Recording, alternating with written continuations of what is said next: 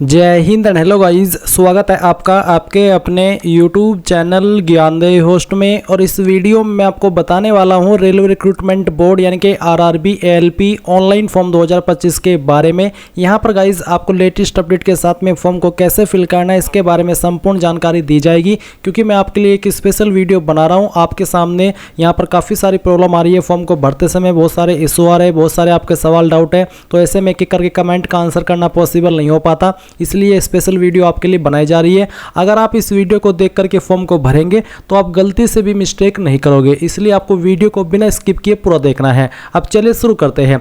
अगर आपने अभी तक वीडियो को लाइक शेयर नहीं किया कर दीजिए, चैनल के ऊपर नहीं है तो चैनल को सब्सक्राइब करके बेल आइकन ऑन कर लेना। फिर जो लिंक मैंने आपको वीडियो को डिस्क्रिप्शन में दिया है आप ओपन करिएगा। ओपन करने के बाद आपको जानने को मिलेगा कि इसमें 9,970 वैकेंसी निकाली गई है और आप इसका फॉर्म जैसा कि जानते ही होंगे कि 11 मई 2025 तक भर पाएंगे। फिर आप यहाँ पर फीस की इन्फॉर्मेशन भी देख सकते हैं कि जनरल OBC EWS को 500 रुपये, SC ST ex serviceman female EBC को 250 रुपये। जहाँ पर जनरल OBC EWS को टीयर फर्स्ट या फिर कह लीजिए कि CBT फर्स्ट हो जाने पर 400 रुपये फीस रिफंड की जाएगी, और जो बाकी कैटेगरी है इनको पूरी की पूरी फीस रिफंड कर दी जाएगी। क्वालिफिकेशन की जानकारी आप यहाँ पर चेक कर सकते हैं, एज लिमिट आप वेरीफाई कर सकते हैं, इंपॉर्टेंट डेट्स अगेन आप यहाँ पर डबल वेरीफाई कर लीजिए। अब सभी जानकारी चेक करने के बाद अगर आप इसमें एलिजिबल है और आपका इंटरेस्ट है और आपने कोई फॉर्म नहीं भरा अभी तक, या फिर आप कोई प्रॉब्लम फेस कर रहे हैं फॉर्म भरने में, तो आप आगे इस वीडियो को देख करके अपना फॉर्म कंप्लीट करेंगे। तो आप यहाँ पर इंपॉर्टेंट लिंक के सेक्शन से अप्लाई ऑनलाइन लिंक ओपन करेंगे। इसके बाद गाइज आपके सामने यहाँ पर RRB की ये ऑफिशियल वेबसाइट आ जाएगी। ये वही वेबसाइट है जो कि 2024 के अंदर भी आपने देखी होगी अगर आपने रेलवे का कोई भी फॉर्म भरा होगा। तो मैं आपको बता दूं कि अगर आपने रेलवे का 2024 के अंदर कोई भी फॉर्म भरा है तो गाइज पहले से आपका अकाउंट बना हुआ है, आप यहाँ पर नया अकाउंट नहीं बनाएंगे। आप सिंपली अप्लाई के सेक्शन पर क्लिक करके ऑलरेडी हैव एन अकाउंट इसके ऊपर क्लिक करेंगे और फिर यहाँ पर सिलेक्ट करेंगे कि आपको किस माध्यम से इसमें साइन इन या फिर लॉगिन होना है। जैसे कि लॉगिन विद आधार, जहां पर आपको अपना आधार नंबर डालना होगा, जनरेट आधार OTP करना होगा, आपके नंबर पर एक OTP जाएगा जो कि आधार के साथ में लिंक है,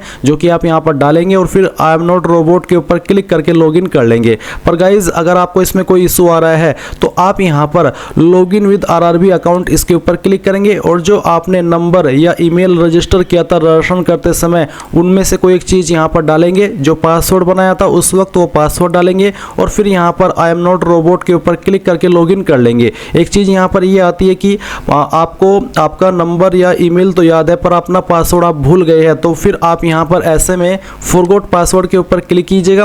फिर आप यहाँ पर आपका रजिस्टर्ड नंबर या ईमेल एड्रेस डालिएगा, आपका डेट ऑफ बर्थ डालिए जो कि आपने फॉर्म भरते समय रजिस्टर किया था, और फिर आई एम नॉट रोबोट के ऊपर क्लिक करके आप जैसे ही प्रोसीड करेंगे तो आपको मैसेज के माध्यम से आपका एक नया पासवर्ड सेंड कर दिया जाएगा, जिसका इस्तेमाल करके आप यहाँ पर लॉगिन हो जाइएगा।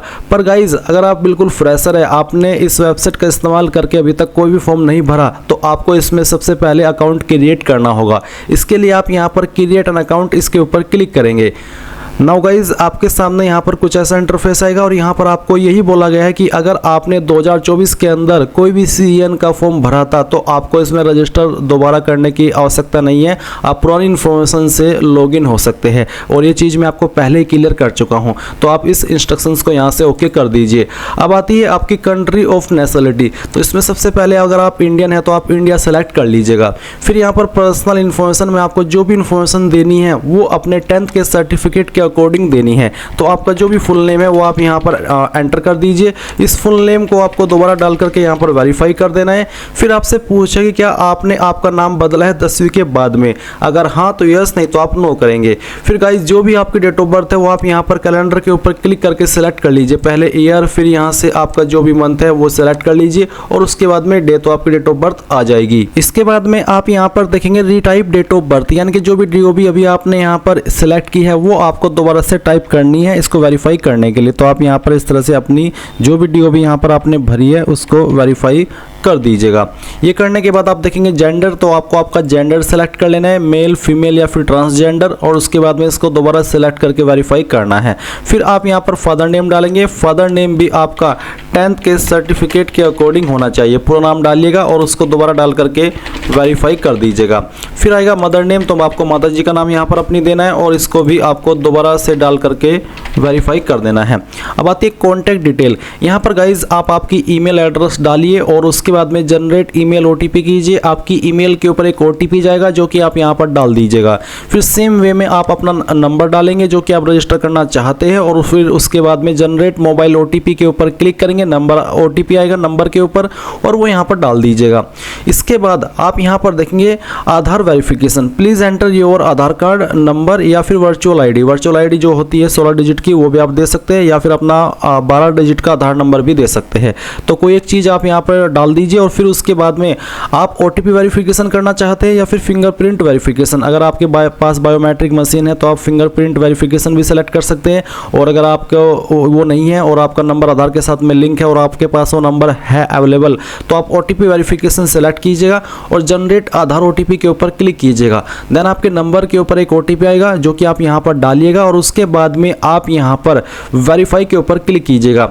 गाइज मैं आपको बता दूं, जो भी जानकारी आप इस सेक्शन के अंदर भर रहे हैं रजिस्ट्रेशन करते समय क्रिएट एन अकाउंट में आकर के, ये वो जानकारी है जो कि आपकी बाद में भी एडिट या मॉडिफाई नहीं होगी, भले ही आपको एडिट मॉडिफाई करने के लिए समय क्यों ना दिया जा रहा हो। इनमें से कोई भी जानकारी आप बाद में एडिट नहीं कर सकते, इसलिए बहुत ही अच्छे से सभी जानकारी अच्छे से टाइम लगा करके एक स्पेलिंग के साथ में चेक करनी है, नहीं तो बाद में बहुत पछताओगे अगर आपने जल्दबाजी के अंदर इसमें कोई भी गलती कर दी, क्योंकि बाद में इस जानकारी को आप बिल्कुल भी एडिट नहीं कर पाएंगे। तो ये चीज़ आपने कर ली।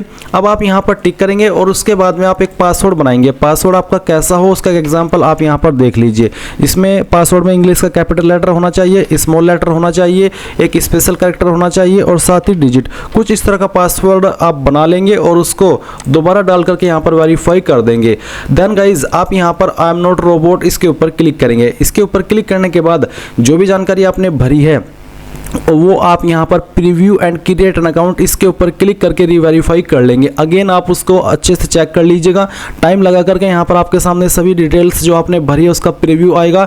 जब आपको लगे कि हाँ सभी जानकारी सही है और कोई भी जानकारी मैं एडिट नहीं करना चाहता, कोई भी जानकारी मुझे ऐसा नहीं लग रहा है कि हाँ गलत हो गई है, तो आप यहाँ पर सभी जानकारी चेक करने के बाद प्रोसीड के ऊपर क्लिक करेंगे। जैसे ही आप प्रोसीड कर देंगे तो आपका जो रजिस्ट्रेशन है वो सक्सेसफुल हो जाएगा। गाइज मैंने पहले से इस वेबसाइट के ऊपर अकाउंट बना करके रखा है, इसलिए मैं यहाँ पर अब आपको आगे का प्रोसेस बताता हूँ। तो जैसे ही आप यहाँ पर इसमें रजिस्टर हो जाएंगे, आप यहाँ पर इस वाले सेक्शन के ऊपर आएंगे जहाँ से आपको साइन इन करना है। तो आप यहाँ पर log in with RRB account इसके ऊपर क्लिक करेंगे और जो नंबर अभी आपने रजिस्टर किया है या फिर ईमेल रजिस्टर किया है वो यहाँ पर डालेंगे और जो पासवर्ड अभी आपने बनाया है अपनी मर्जी से वो पासवर्ड डालेंगे और आई एम नॉट रोबोट के ऊपर इसके ऊपर क्लिक करेंगे एंड देन लॉगिन के ऊपर क्लिक करेंगे। अब आपके सामने यहाँ पर 2 फैक्टर ऑथेंटिकेशन का इंटरफेस आएगा। तो आपको यहाँ पर बताना है कि आप कौन से माध्यम पर ओटीपी वेरिफिकेशन करना चाहते हैं, ईमेल पर ओटीपी चाहते हैं या फिर नंबर पर। तो जिस पर भी चाहते हैं वही आप सिलेक्ट करिएगा, फिर उसी के ऊपर आपको ओटीपी देखने को मिल जाएगा। वो ओटीपी आपको यहाँ पर एंटर करना है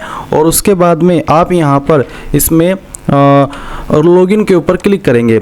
इसके बाद गाइज आपके सामने कुछ ऐसा इंटरफेस आएगा जहां पर आप देख सकते हैं अकाउंट वेरीफाइड विद आधार, यानी कि आधार के साथ में अकाउंट वेरीफाई है। और मैं यहां पर आपको आगे फॉर्म को कैसे फिल करना है इसके बारे में संपूर्ण जानकारी देने वाला हूं।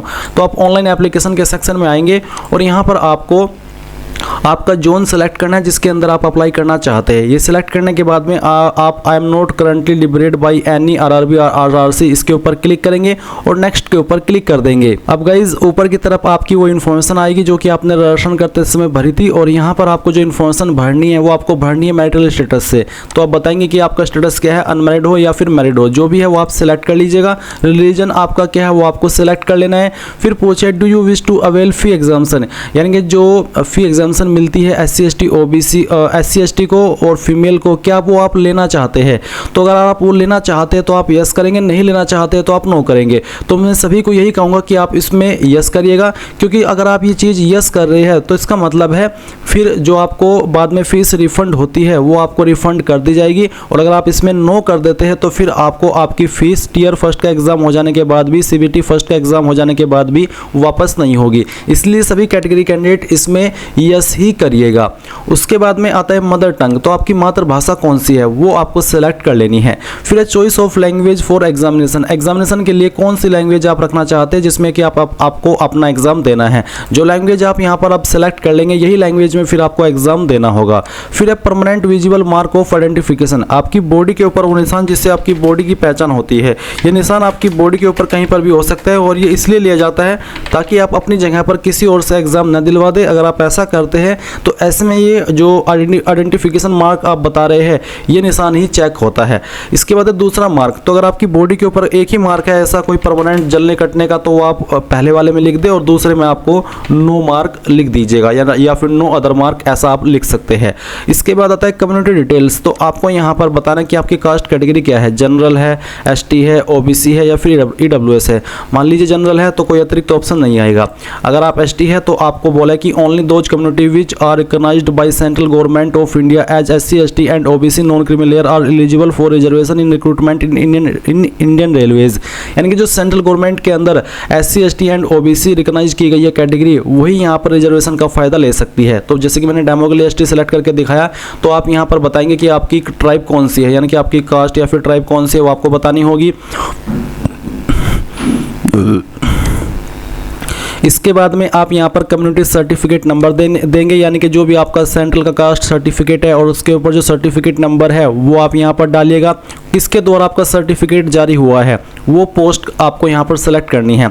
आपका सर्टिफिकेट जनरली डीएम, तहसीलदार, नायब तहसीलदार, कलेक्टर, इन पोस्ट के अधिकारी द्वारा जारी होता है। तो इनमें से जिस भी पोस्ट के अधिकारी ने जारी किया है वही आपको सेलेक्ट कर लेनी है। ये चीज़ें आपको आपके सर्टिफिकेट के ऊपर देखने को मिल जाएगी, वहाँ से आप चेक करके इसको भरिएगा। अगर इसमें कोई इशू आ रहा है तो आप कमेंट के माध्यम से बोलिएगा। देन नेक्स्ट वीडियो में मैं आपको लाइव दिखाऊंगा आपका सर्टिफिकेट सेंट्रल का जैसा होता है, और फिर वहाँ पर कौन सी जानकारी कहाँ पर लिखी हुई होती है वो आपको मैं बता दूंगा। इसके बाद इश्यूइंग स्टेट, कौन सी स्टेट से आपका सर्टिफिकेट इशू हुआ है वो आप सिलेक्ट कर लेंगे, और किस डेट में इशू हुआ है वो डेट भी आपको यहाँ पर सेलेक्ट कर लेनी है। फिर पूछे कि क्या आपको जो फ्री रेल ट्रैवल पास मिलता है SC ST को, क्या आप वो लेना चाहते हैं। अगर हाँ तो यस, और यस करने पर आपको आपका नियरेस्ट रेलवे स्टेशन बताना होगा, और साथ ही साथ जो आपका वैलिड कास्ट सर्टिफिकेट है वो आपको अपलोड करना है PDF के फॉर्मेट में, जिसका साइज 400 KB से कम रहना चाहिए। तो ये चीज़ मैंने बता दी।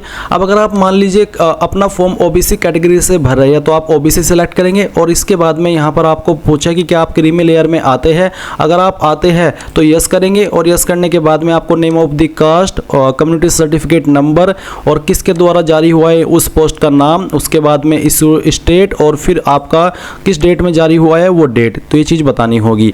इसके बाद गाइज आप यहाँ पर नीचे की तरफ आएंगे और देखेंगे पोस्टल एड्रेस डिटेल। तो जो आपका एड्रेस है वो आप यहाँ पर बताइए। आपकी स्टेट सेलेक्ट कीजिए पहले, फिर आपकी डिस्ट्रिक्ट, उसके बाद में आपका एड्रेस क्या है वो एड्रेस सेलेक्ट कर लेंगे। आपकी प्रेजेंट नियरेस्ट सिटी या फिर मेजर टाउन कौन सा है वो आप यहाँ पर एंटर करेंगे और अपना पिन कोड भी डाल देंगे।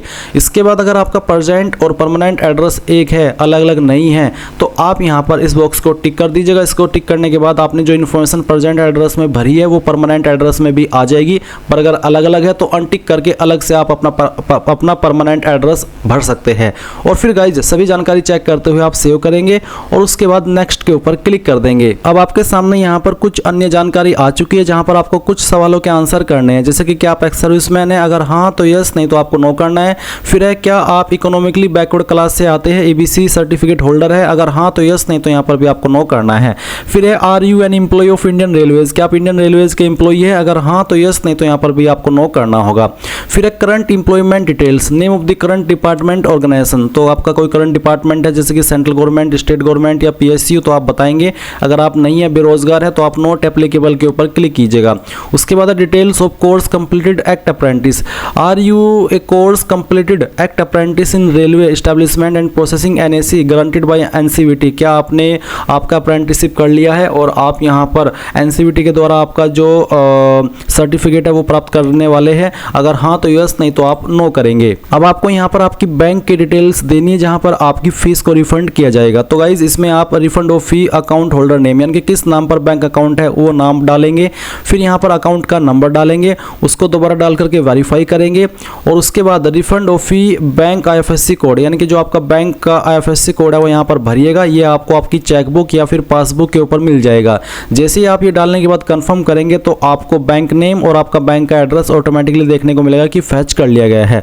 इसके बाद आप यहाँ पर सेव करेंगे और फिर नेक्स्ट के ऊपर क्लिक कर देंगे। अब आपके सामने क्वालिफिकेशन की जानकारी आ चुकी है। मैंने ये जानकारी पहले से भर रखी है क्योंकि मेरा अकाउंट पहले से क्रिएटेड है, पर मैं आपको फिर भी ये जानकारी बताने वाला हूँ। तो आप सबसे पहले 10वीं की इन्फॉर्मेशन भरिएगा, जिसमें कि आपको यहाँ पर अपनी स्टेट बतानी है जहाँ से आपने आपकी 10वीं की है, फिर डिस्ट्रिक्ट बतानी है, उसके बाद में बोर्ड का नाम बताना है कि किस बोर्ड से आपने आपकी 10वीं की है, किस डेट में पास कर ली थी वो डेट भी आप सेलेक्ट कर लेंगे कैलेंडर के ऊपर क्लिक करके, और 10वीं का रोल नंबर भी आप यहाँ पर डाल देंगे। फिर आपको 10वीं का जो सीरियल नंबर है सर्टिफिकेट का वो यहाँ पर डालना है, या फिर उसके ऊपर कोई सर्टिफिकेट नंबर है वो भी आप डाल सकते हैं, या तो सीरियल नंबर या फिर सर्टिफिकेट नंबर। ये डालने के बाद में आप यहाँ पर इसको ऐड कर देंगे तो एक क्वालिफिकेशन की जानकारी आपकी ऐड हो जाएगी। ये जैसे ही आपकी क्वालिफिकेशन की जानकारी ऐड हो जाए तो आप यहाँ पर क्वालिफिकेशन के सेक्शन पर अगेन आएंगे और बताएंगे कि आप 3 ईयर डिप्लोमा के माध्यम से इसमें अप्लाई कर रहे हैं, या फिर डिग्री इन इंजीनियरिंग, या फिर ITI, या फिर NAC। अगर मान लीजिए 3 ईयर डिप्लोमा दे रहे हैं तो आप ये सेलेक्ट करेंगे। फिर आपका डिसिप्लिन बताएंगे कि कौन सा इनमें से डिसिप्लिन है, स्टेट बताएंगे कि कौन सी स्टेट से आपने किया है। उसके बाद में आप यहाँ पर बताएंगे आपकी डिस्ट्रिक्ट जहाँ से आपने ये किया है, और डिस्ट्रिक्ट बताने के बाद में आप यहाँ पर आपके कॉलेज या फिर यूनिवर्सिटी का नाम एंटर करेंगे, किस डेट में पास कर लेता वो डेट सेलेक्ट कर लेंगे, और परसेंटेज यहाँ पर अपनी भर देंगे। फिर आप इसको ऐड के ऊपर क्लिक करके ऐड कर देंगे। पर अगर आपके पास डिग्री है तो आप डिग्री इन इंजीनियरिंग सेलेक्ट कर लेंगे। सेम वे में आप आपका डिसिप्लिन या सब्जेक्ट बताएंगे, स्टेट सेलेक्ट करेंगे, डिस्ट्रिक्ट बताएंगे, कॉलेज या यूनिवर्सिटी का नाम एंटर करेंगे, डेट ऑफ पासिंग और आपकी परसेंटेज। या फिर गाइज अगर आपके पास ITI है, आप उसके माध्यम से एलिजिबल है इसमें अप्लाई करने के लिए, या ITI की जानकारी देना चाहते हैं तो आप यहाँ पर ITI सेलेक्ट करेंगे। अपना ट्रेड बताएंगे कि इनमें से कौन सा ट्रेड है, फिर यहाँ से स्टेट बताएंगे जहाँ से आपने आपकी ITI की है, फिर आपको आपकी डिस्ट्रिक्ट बतानी है जिस डिस्ट्रिक्ट से आपने आपकी ITI की है, आपके इंस्टीट्यूट का नाम देंगे जहाँ से आपने आपकी ITI की है, और कौन सी डेट में पास कर ली थी वो डेट सेलेक्ट कर लेंगे। सर्टिफिकेट किसके द्वारा इशू हुआ है, NCVT या फिर SCVT, वो आप बता देंगे। सर्टिफिकेट टाइप क्या है, नेशनल ट्रेड सर्टिफिकेट है या फिर स्टेट ट्रेड सर्टिफिकेट है, तो जो भी है वो आप सेलेक्ट कर लीजिएगा आपके सर्टिफिकेट की डिटेल्स के अकॉर्डिंग, और उसके बाद आप ऐड के ऊपर क्लिक करेंगे तो ये जानकारी आपकी ऐड हो जाएगी। इसी प्रकार से अगर आप NAC देना चाहते हैं, NAC के माध्यम से अप्लाई है, तो आपको यहाँ पर सेम वे में आपका ट्रेड बताना है, फिर आपकी स्टेट बतानी है, डिस्ट्रिक्ट बतानी है, आपके इंस्टीट्यूट का नाम देना है, डेट ऑफ पासिंग देनी है, सर्टिफिकेट का नंबर, सर्टिफिकेट किसके द्वारा इशू है, बेसिकली इसमें एक ही ऑप्शन है NCVT का, तो आप ये सेलेक्ट कर लेंगे। Certificate type national apprentice certificate ये सेलेक्ट कर लेंगे, और फिर आप ऐड के ऊपर क्लिक कर देंगे। तो मैंने सभी डिटेल्स बता दी है अच्छे से। आप इनमें से जिस भी माध्यम से एलिजिबल हो रहे हैं इनमें से क्वालिफिकेशन से वही सेलेक्ट करके यहाँ पर ऐड कर दीजिएगा, और फिर उसके बाद में आप नेक्स्ट के ऊपर क्लिक करेंगे। अब गाइज आपके सामने यहाँ पर फोटो एंड सिग्नेचर का सेक्शन आ चुका है। तो सबसे पहले आप सैंपल देख लीजिए कि कौन कौन से फोटो आपके एक्सेप्ट होंगे। तो आपका ये जो सिंपल फोटो है सबसे नीचे की तरफ जिसमें आपको डेमो देखने को मिल रहा है, तो यही फोटो इस तरह का एक्सेप्ट होगा। बाकी इस तरह के फोटो जो कि आप यहाँ पर देख सकते हैं ये एक्सेप्ट नहीं होंगे, इसलिए ध्यानपूर्वक आपको आपका फोटो अपलोड करना होगा। आपका फोटो 2 महीने से पुराना नहीं होना चाहिए। साइज 100 KB से लेकर के आपका यहाँ पर 150 KB के बीच में होना चाहिए, जैसे कि आप वीडियो के अंदर और इसमें इंस्ट्रक्शंस के अंदर देख सकते हैं। और सिग्नेचर की अगर बात करें तो इसका साइज आपका 30 से 49 KB के बीच में, और जो पिक्सल रखा है जो कि आपको बताया है वो आप देख सकते हैं।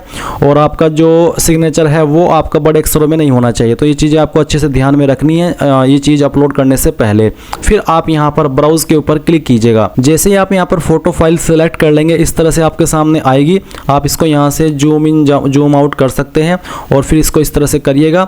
उसके बाद में गाइज आप यहाँ पर देखेंगे कि आपका फोटो आ जाएगा, जैसे कि आप वीडियो में देख सकते हैं। फिर आपको यहाँ पर आपका सिग्नेचर अपलोड करना है, तो आप ब्राउज के ऊपर क्लिक कीजिए और आपकी सिग्नेचर की फाइल सेलेक्ट कर लीजिए। तो यहाँ पर गाइज आपका सिग्नेचर आ जाएगा, और इसके बाद गाइज आप यहाँ पर सेव के ऊपर क्लिक करिएगा। इसके बाद आप देखेंगे आपकी दोनों चीज़ सेव हो चुकी है। अब आपको नेक्स्ट के ऊपर क्लिक करना है। नेक्स्ट के ऊपर क्लिक करने के बाद में अगर आपके सामने आता है कि you are not eligible for any of the post under selected RRB, तो इसका मतलब है कि आपने जिस RRB को सिलेक्ट किया है तो आप उसमें किसी भी जो आपकी पोस्ट है उस पर अप्लाई करने के लिए एलिजिबल नहीं है। तो आप यहाँ से ओके करके जहाँ से आपने फॉर्म फिल करना स्टार्ट किया था ऑनलाइन एप्लीकेशन वाले सेक्शन में, तो इसमें आकर के आपको कोई अन्य जोन सेलेक्ट करना है, और फिर सेम जानकारी आपने जो भरी थी वो आपकी सेव है ऑलरेडी। तो आप नेक्स्ट के ऊपर क्लिक करते जाएंगे, और जिस भी जोन के लिए आप एलिजिबल हो रही है किसी भी पोस्ट पर अप्लाई करने के लिए, बेसिकली एक ही पोस्ट है पर उसके लिए अलग अलग प्रेफरेंस हो सकती है जोनल की, तो वो आपको देखने को मिलेगी, जो कि अभी आप आगे इस वीडियो के अंदर जानेंगे। अब गाइज यहाँ पर आपके सामने ये इंटरफेस है जहाँ पर है examination trade for part B of CBT 2, यानी कि जो आपका CBT 2 है उसका आपको यहाँ पर ट्रेड सेलेक्ट करना है। तो मेरा जो मैंने फिटर से अप्लाई किया मैं फिटर सेलेक्ट करता हूँ।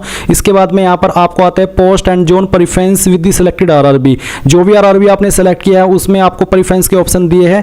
तो यहाँ पर आपका RRB चंडीगढ़ है, तो अगर आपको ये चेंज करना है तो आप क्लिक है to change RRB zone icon इसके ऊपर क्लिक करके चेंज कर सकते हैं। तो यहाँ पर एक ही है, मैं इसको टिक करता हूँ, यहाँ पर टिक करता हूँ। इसके बाद में यहाँ पर भी आपको टिक करना है एंड देन कहाँ से आप इस फॉर्म को भर रहे हैं उस सिटी का नाम आपको देना है एंड देन फिर आप प्रीव्यू एप्लीकेशन इसके ऊपर क्लिक करेंगे और आपके सामने यहाँ पर आपके फॉर्म का फाइनल प्रीव्यू आ चुका है। आपने शुरू से लेकर के अभी तक जो भी जानकारी भरी है एक बार फिर से चेक कर लीजिए एंड जब आपको लगे कि सभी जानकारी सही है यहाँ पर टिक कीजिए एंड देन सबमिट के ऊपर क्लिक कर दीजिए। नाउ गाइज आपको यहाँ पर क्या करना है, आपको सबमिट के ऊपर क्लिक करना है और इसके बाद में आपको यहाँ पर पेमेंट के पेज पर आना होगा। तो आपको देखने को मिल रही है पेमेंट की जानकारी इस तरह से। अब आपको पे नाउ के ऊपर यहाँ पर क्लिक करना है और आप यहाँ पर व्यू एंड मॉडिफाई एप्लीकेशन इसके ऊपर क्लिक करके अभी भी इस जानकारी को मॉडिफाई कर सकते हैं एंड जब आपको लगे कि सभी जानकारी सही है तभी आपको पे नाउ पर क्लिक करना है। अब आपके सामने पेमेंट का पेज आ चुका है। आप अपनी application fees debit, credit card, internet banking, UPI, NFT यानी कि इनमें से किसी भी माध्यम का इस्तेमाल करके जमा कर सकते हैं। तो गाइज इस प्रकार से आप railway RRB ALP new vacancy 2025 apply online process complete कर पाएंगे। आई होप ये प्रोसेस आपको पसंद आया होगा। कोई सवाल डाउट रह गया हो तो आप कमेंट के माध्यम से पूछ लीजिएगा और अगर आपने अभी तक वीडियो को लाइक शेयर नहीं किया कर दीजिए। Thanks for watching. जय हिंद।